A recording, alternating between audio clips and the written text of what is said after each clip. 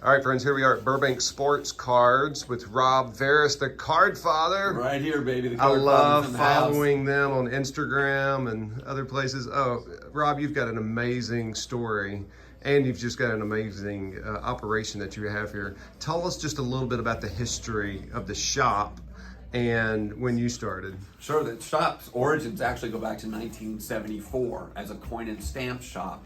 I started working there in 1979 as a 12-year-old delivering flyers. That was my first job experience, and it's kind of my origin story in the business. And I worked for that gentleman for about 8 or 9 years, and about 1989, my father and myself, we bought the business. Your dad, who's right out here. My dad is the most amazing human being. He's 81 and he'll run circles around you, I promise. At the cash register. My son actually runs the business. He's actually not here today, doesn't work Sundays. Oh, he runs the business now.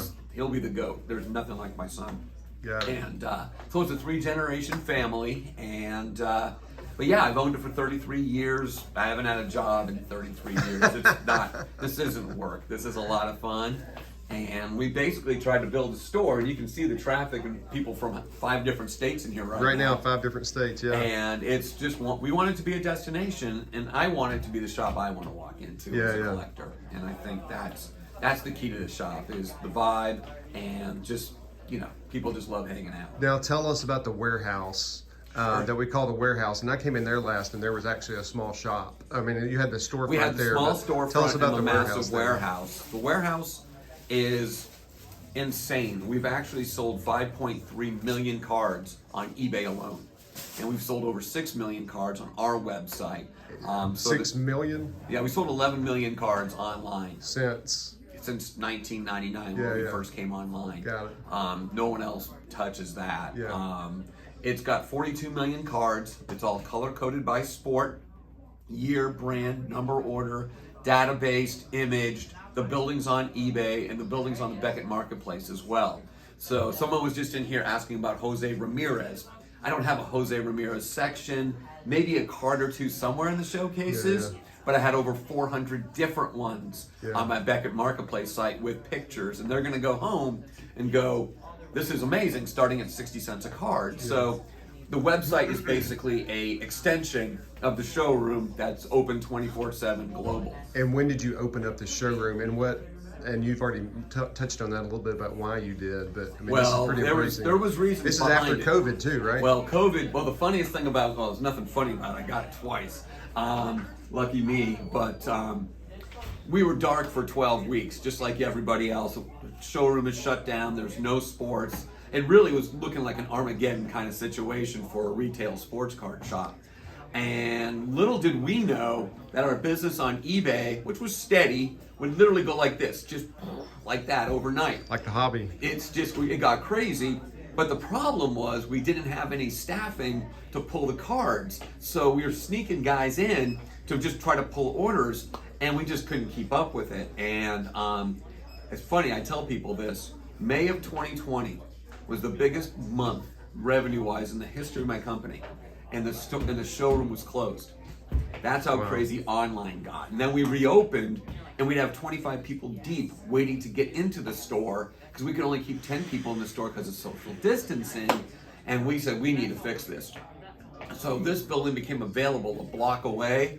And we were able to demo all the offices and everything, made it a nice big open space, and tried to build the ultimate card shop to match up with our online. We wanted to have the same sensation of shopping my store online in a physical environment where you can put your hands on cards and see 41 showcases, and none of them are dogs. It's amazing. Now, do you mind telling us about who you met with on Friday? Oh my God. And then who you're meeting with this afternoon, which you said. And I can tell you who I met the Friday before, which is even more impressive. All right, hit us with all three of them. The Friday before, Jeff Wilson from Sports Card Investor has been on the West Coast for a while, and he's been here 4 or 5 times, and he was here.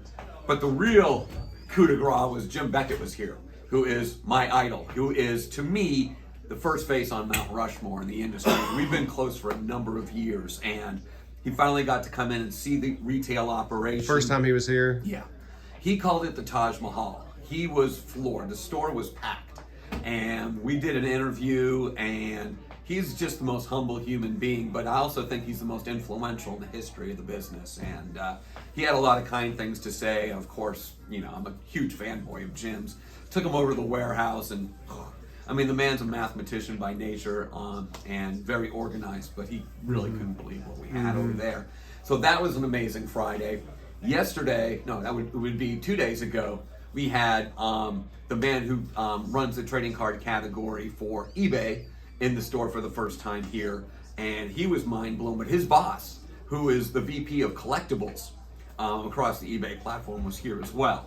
And the store was busy. We blew their minds. We took them to the warehouse and showed them this is physically what 2.4 million unique items looks like on your platform.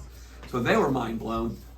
And today is, I can't even believe who's walking in today. He's maybe an hour out. It's actually Jeff Gordon, who's the COO of Fanatics. And Who, in Fanatics, case you don't know, they acquired, go ahead and say that. they acquired the industry, basically. They bought Topps, but they also bought the licenses across all the major sports for the next 20 years. So Fanatics will be branding all product that you see within the next couple of years, and probably even sooner than that. So we want to show him the Burbank experience, why retail storefronts are so much more important than guys breaking products in front of an iPhone. And that the best stores can be, the best entry points for their category. So just crazy. And then five different states represented in the store at the same time. It's just, we're the happiest place in the hobby. Now, what about your last couple of questions? Your personal collection. What's a favorite card you have? Do you have a personal collection? Follow me. Okay, all right. Follow Favorite me, card. because really I'm just a big kid. Okay, all right. Hi there. Show me your favorite. Here we go. We're going to see his favorite. It's my not so PC. Excuse the mess in here. Oh yeah, you got to see this. Kevin. Everybody, all the guys have to see this. You want to see the Cardfather's personal collection? Here it is. You have to read the names out loud to really get a sense of 12-year-old Rob. Oh, there we go. There we go. Okay. That is my personal collection. That's your personal collection. It's just comedy gold, really. That's great. That's great. You can't make it up. That's great. And customers are always finding really funny cards, and I'll rotate them in and out.